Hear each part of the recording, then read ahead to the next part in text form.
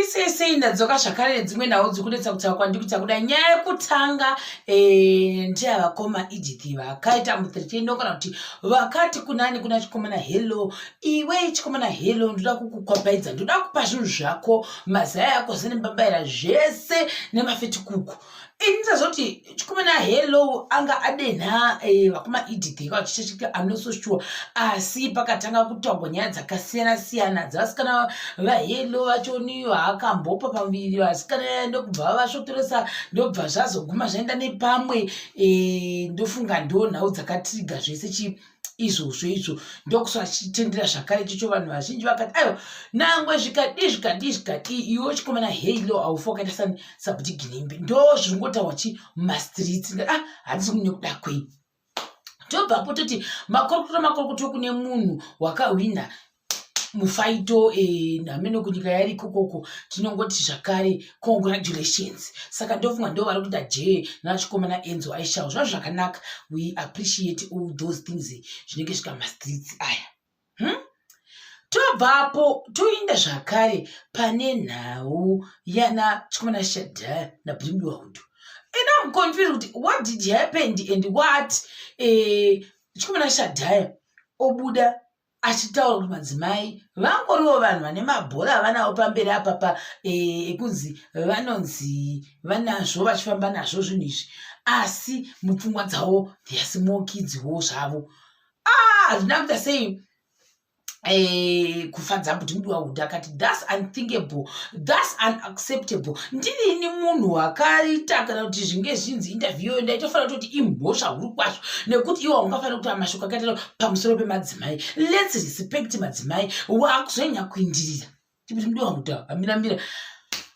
uyu chikomana Shadha vaya ndokuinda mai mwana kuDM gugore ra2020 kuinda zvikanzi iwe zvokwadi chikomana Shadha unenguva zvokwadi kundovhovhonora kwokupedza kuvhovhonora kwakuti iwe chikomana iwe kera iwe Brimbiwa Hudu unoda kuita hypocrisy sei waita muhypocriso saka iwo unoda kuita sekutonzi unomirira madzimai yet iwe at the end of the day wakamboya kuDM kwangu waya kuDM kwangu wakadhodhonya iwe mabhatani ako mustudio mako makanaka asingambaiti munenge muita zvitete uchiti dhodhonyera kudai zoti wanga ari mustudio here iye Brimbiwa Hudu kana kuti ndizoti wanga ari mubhedha make uya uri comfortable I'm not so sure nekuti vakadhodhonyera ndesikwini ndizoti wakadhodhonyera ari mumota yake iya inenge ichivhurika mapapira tina mudenga nepamusoro I don't know kuti Brimbiwa Hudu vakadhodhonya message iyi ichiinda kuna Shadha vari pai exactly asi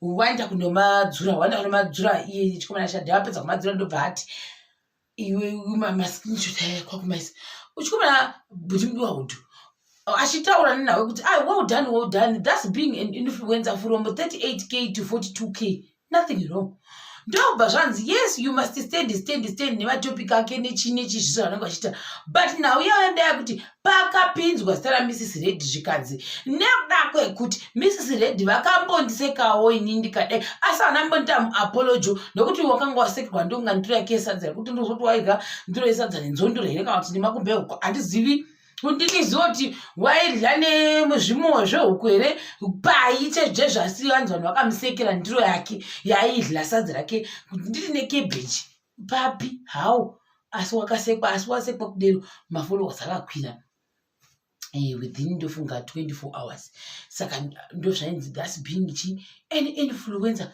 which is good saka handizvo kuti zvofamba sei ipapo ndobva Brimbiwa Hudu vavati aiwazve iwe usada kundijairira nekuti iwe weka I didn't say anything wrong about any lady apa ndakataura kuti inini handina kuwana muapology ndozvandaitaura izvozvezvo ende futi handina pandakamboita disrespect madzimai haikona kuda kutaura zvezvakuda kuti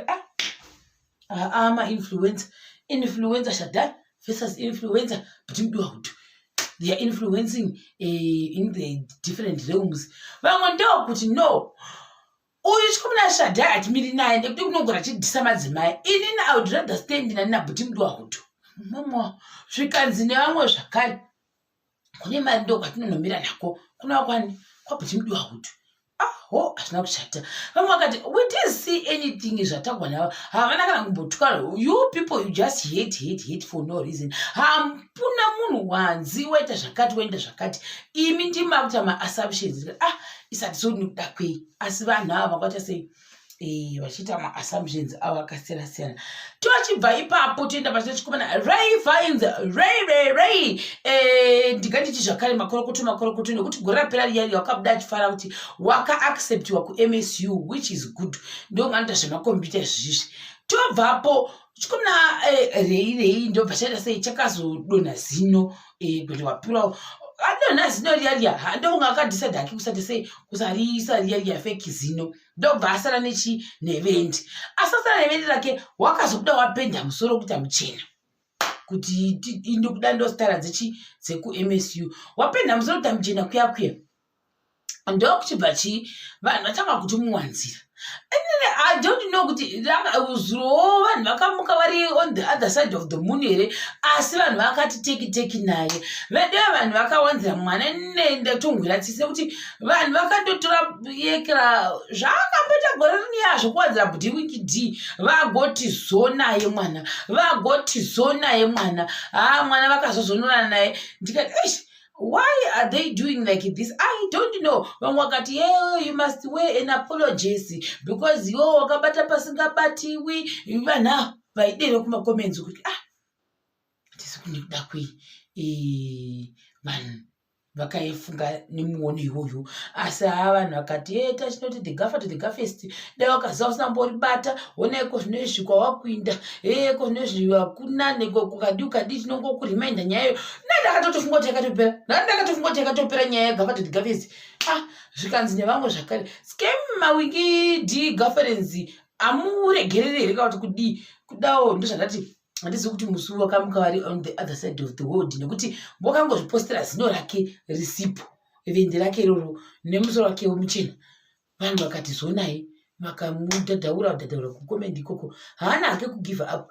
Chikomana Ray unoramba akachishingira vamwe wakati no you must actually inonzi zita rako kuti unonzi revive here kana unonzi chiiroro yourself, then you come back again, you are talented, mazikita ako anonakidza sikamboiti. I think maybe mufuti nyaya uri kuva kuti pamwe nekuda kuti akadzokera kuchikoro kuda mamodules anenge akawanda plus anenge akamuomerawo zvakare.